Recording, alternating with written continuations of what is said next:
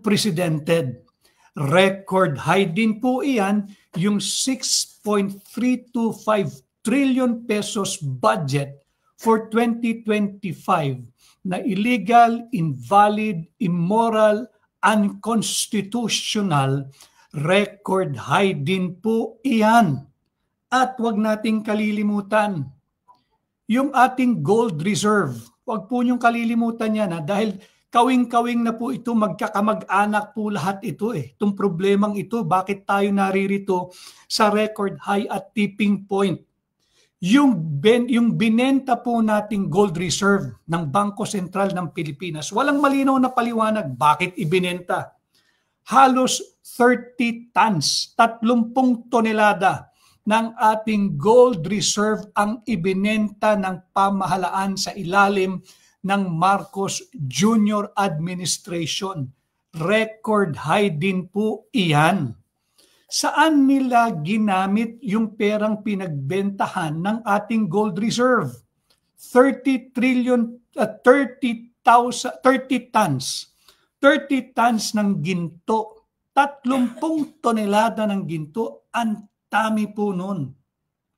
Ang una po nilang lame excuse, dahil daw po maganda ang presyo nung kanilang ibinenta yung ating mga gold reserve.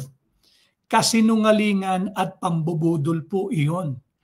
Tingnan po ninyo ang presyo ng bentahan ng ginto ngayong araw. Or kahit yung kahapon na lang. All-time high po ang presyo ng bentahan ng ginto. Kaya hindi po totoo yung ginawang pagsisinungaling at pagpapalusot ng Bangko Sentral ng Pilipinas. Maganda daw po kasi yung presyo ng bentahan ng ginto nung sila ay nag-unload o nagbenta ng halos 30 tonelada ng ating gold reserve. Higit pong maganda ang presyo ngayon. Kaya po luging-lugi tayo nung binenta nila yung ating 30 toneladang higit kumulang na ginto. Record high din po iyan. Sinong bumili? Magkakano yung amount na napagbentahan ng ating gold reserve? We have the right to know. We deserve to know. Bakit ibinenta? Saan ginamit ang perang pinagbentahan? Nasaan na yung pera o proceeds ng bentahang yan? Sapagkat kung yung binenta po noon, sinabi nilang magandang presyo, kung ngayon po tayo bibili ng katumbas na halaga o timbang yung 30 tonelada higit kumulang na ginto, lugi na po tayo, abonado na po tayong mamamayang Pilipino. Hindi ang Marcos Jr. Administration. Samantala lang naman ho silang nandyan, 6 years lang naman silang nandyan Or maybe shorter, depende po sa pagkilos ng taong bayan. So ito pong lahat, record high po ito. Record high po ito, kaya ngayong ating tanong, record high at tipping point. Tipping point ng ano? Tipping point. Nasa tipping point na ba tayo? Ng talagang problema na maaring mauwi sa isang economic collapse or economic meltdown? Si Joey Torres, si BBM parang kanya yung inuubos yung pondo. Atin po yun.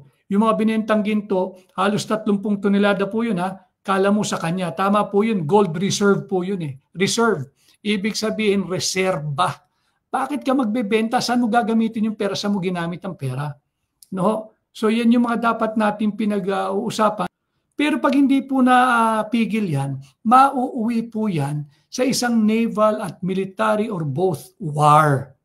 Wala po tayong laban dyan. Wala po tayong laban. Tayo po ang mawawasak. Maniwala po kayo. Ating tutulan. Hindi po ito usapin ng pro-US, pro-China. Wala po yan. Lintik yan China, lintik yung US na yan. Pro-Filipino tayo. Pilipino naman.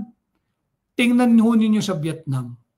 Ang Vietnam kinarpet bombing. Carpet bombing. Yung talagang grabe. Sinira yan ng Amerikano dahil pikon sila. Hindi nila natalo Yung Vietnam, hindi nila natalo. Hindi nila nasakop. Sinira nilang pilit yan. Alam mo ninyo kung gaano katapang at katitikas at maiisog ang mga Vietnamese? Kahit po kayo ngayon magpunta kayo doon. Ang Pilipino, daig po ang Amerikano pagdating sa Vietnam. Bakit? Ang Amerikano hindi visa-free. Yan ang matapang. Yan ang maisog. Hindi po visa-free. ang Amerikano patungong Vietnam. Daig pa po nating mga Pilipino. Pero ang Amerikano, sinasalaula tayo, ang Pilipino papasok ng US, kailangan mo ng visa. Pero sila labas-masok po sa ating bansa. Nasaan yung reciprocity? Nasaan yung pagkakapantay-pantay? So yun ho ang ating pag-isapan. Ano? So yun po, huwag tayong maniniwala na with the presence of the 9, yung alam nating siyam na EDCA bases, it will deter Chinese incursion or occupation of the Philippines. Unang-una, may banta ba na sakupin tayo? Naratibo po ng Amerikano yan eh. The same narrative, pero hindi po napigilan ng presensya ng US military, US forces at US bases ang pagsakop sa atin ng bansang Hapon noong World War II. Pag-isipan po nyo yan, wag po tayo magpapabudol. Ano? Dahil nandito na po tayo, record high at tipping point. Record high na rin po ang pangbubudol. Wag po tayong pumayag. Tayo sa usapin ng korupsyon, tatalakayin po natin yan, pati yung pagbabalik ng Blue Ribbon, lutong-luto na po yan yung ICI, wala pong kredibilidad yan. Wag po kayong maniniwala sa ICI. Record high po ang pagiging walang kredibilidad ng ICI at tipping point din po iyan. Imagine niyo, nagdesisyon silang i-live stream pagkatapos silang interviewin o imbitahan si Martin Romualdez.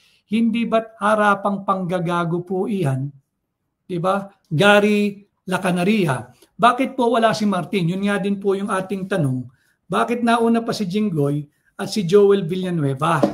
Diba? Ang dami-daming pinangalan na mga, di ba, may pinangalanan si Diskaya, ang dami-daming kongresista, pati yung kanilang mga chief of staff na bagman.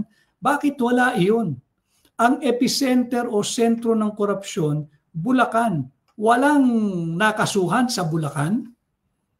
Yung Yusek Trigib Olaybar, ICI, budol kasi kayo eh.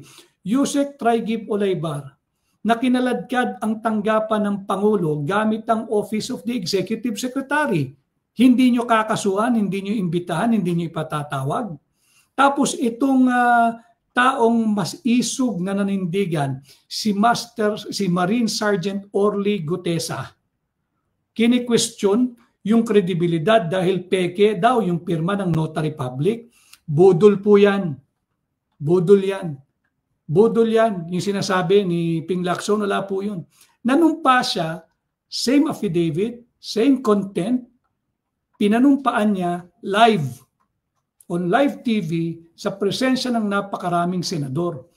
If at all, assuming for the sake of our discussion, fake yung pirma ng notary public, run after that notary public. Run after that unscrupulous notary public. But the testimony given by former Marine Sergeant Orly Gutesa remains credible. Ano? Huwag natin siyang siraan, huwag natin siyang pakayurakan.